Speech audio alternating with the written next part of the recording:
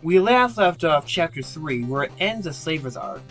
The newer issues instead focus on Lightbringer as a new superhero in Pharaoh City. For now, I'm just gonna call this the Action Saga, because for the most part, there's not a lot of plot going on, just small little episodic issues. He does have a working relationship with the police chief, having his very own Lightbringer symbol. They find Lightbringer's very first supervillain, the Smiling Man, who is a bald middle-aged man with a permanent smile. Gee, I wonder who he might be based on. Willem Dafoe's Green Goblin, of course. You know, I keep thinking of the possibility of there being a live-action Lightbringer made by Linkara. This would be perfect for Doug Walker to play, but they hate each other, so much for that.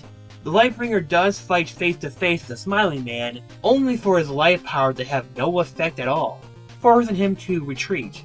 But not only that, the Smiling Man chases after him and finds out his secret identity. Wow, going that far, are we? And creates a portal to another world or something. And it's gone. Yeah, the first supervillain the Lightbringer has, he loses to. And he doesn't get a rematch. Will he eventually find him again? Is it some sort of multiverse thing? Is this done to subvert my expectations? Will we find out in the next arcs? So, what's the deal with that? Well, the answer's a little more complicated. You see, the Smiling Man is a character from the Lightbringer, but he's also a very big player in the Crossover Wars webcomic, which is a webcomic that crosses over with 50 other webcomics from the site, Linkara being one of them. Crossover Wars might be related to that one Justice League image. There seems to be tons of stories associated with it, and it would seem rather petty to just focus on the ones where Lightbringer's in it. So even though there's nothing about the Smiling Man here, he's just a way to advertise that comic, where he's probably a lot more prominent. So that's why he just shows up, overpowers Lightbringer, doesn't explain any further, and leaves. Which is kinda lame, really. Now issue 5 focuses on the Gentleman, who is absolutely not related to the Smiling Man at all. There is still prostitution going on, but apparently it's a little more difficult for the sex workers. This is trying to be a consequence of Lightbringer's actions, but considering they might enslave and sell people, I'm not really buying it. I don't know what the story for this person is going on here, but it doesn't matter because she's killed. So is this a bad time to say that I think Brad would have been perfect for this character? Lightbringer stumbles on a girl committing suicide, and saves her using that life trampoline thing. But he discovers she only did it to get his attention. Well, that could have ended poorly. This issue focuses on his role as an icon or celebrity, which includes Linkara's view on sex work. The Gentleman's powers are hypnosis, and his motive is cleaning the city by killing hookers. The dude is basically a nice guy incel supervillain. So the Watchmen references in this issue make it very ironic. First Silk Spectre is a bloated, aging whore, dying in a California rest resort. The Gentleman's apparently Jack the Ripper, but he goes out like a punk, because a Lightbringer just stumbles in his base while he's making a video. The issue is one of the least weirder ones, but it's also the most pointless. We don't really see the Gentleman ever again. But little does he know that the Darkbringer is waiting to strike. And I know we're all thinking that Spoonie would be perfect casting for this role. Issues 6 and 7 are two-parters. The Darkbringer enters from another world, and holds a random cafe hostage. He's a total edgy I guess that's the best way to describe him. Because there's little to talk about. You think with all these text boxes, there would be more going on, but he's really that shallow. Sure, the Gentleman and Smiling Guy are a little one-note, but at least they're a little unique. And made even worse that the Darkbringer is essentially the main villain, where instead of light, he has the power of darkness. He almost defeats the Lightbringer, who falls down a building, but... Don't you talk about me, you son of a bitch! Holy it's Linkara. So I'm gonna have to explain this. Just like Crossover Wars, Linkara, well this Linkara, is from another story Lewis made. And like Lightbringer, he is an author avatar, from a story called Angel Armor. Yes, he advertised that story too. However, Lewis wrote this when he was younger, and this character is technically 14, or at least the dialogue applies as such. So it's just two self-inserts, and not like a Chris Chan Sonichu thing like most people think. though I can't really say that's any better. His backstory is that he is isekai to another world, which was during a war, so he has a kill count despite his young age. The main villain of that story is called the Darkness, which is really confusing reading the dialogue for the first time. The Darkbringer was another person from Earth who also got isekai in the Angel Armor story. I guess it would make more sense if I read the story, but I don't think it's relevant here, since I'm just focusing on Lightbringer, and I highly doubt it deepens the context. So yes, this is a crossover story, but the two end up having petty arguments over nothing. They settle their difference over their love of comic books. They defeat the Darkbringer once and for all, only for them to be mortally wounded and pass out. They get better. Issue 8 is focused on Hannah, while also having a new coloring style. It's the same art, but with more hues. The issue sorta hint at her becoming a superhero, something that seems inevitable at this point. Also, Lightbringer gets high on heroin.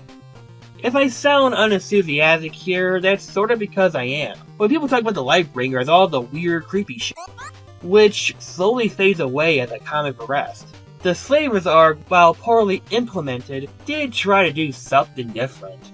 I guess it's trying to be a deconstruction, but here it just plays it straight. But this new tonal shift is super jarring. So in a weird way, it's like Lightbringer has improved. Boo! I'm sorry to miss the Slavers, but I think in this arc I might get my wish.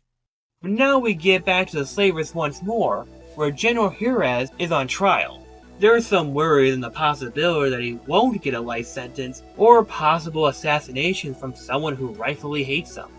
At the very end of the third issue, they do acknowledge the possibility of the city getting worse, which implies to be the case, but it's not really as big of a deal as it's made out to be. In fact, everything in the city seems to be okay. I'm garbage when it comes to economics, but I don't think you need sex traffickers to fund schools and hospitals.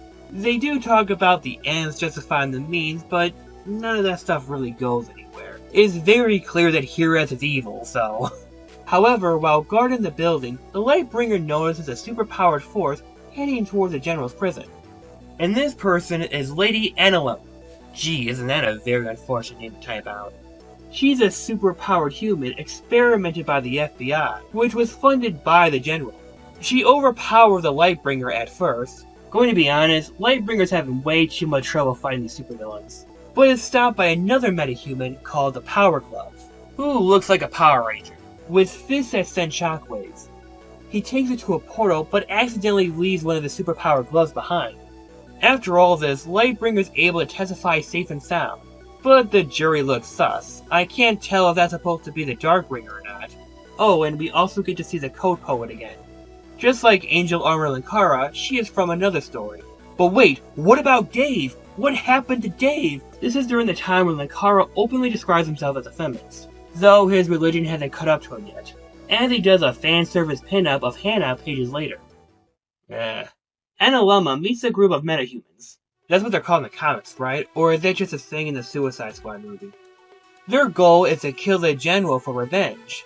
If you're wondering why I'm being very vague here, because all things considered, they don't do anything evil in the story other than wanting revenge on a sex trafficker, so... I guess they would be anti-heroes, but they seem fairly neutral. Nor do they give all the superhero vibe either. They consist of Power Glove, who's only in it for the money, and raises some questions. Like, Lightbringer is supposed to be the first superhero, right? So did he start dressing like a Power Ranger before or after Lightbringer? Where did he come from? Then again, where did the Smiling Man and the Gentleman come from?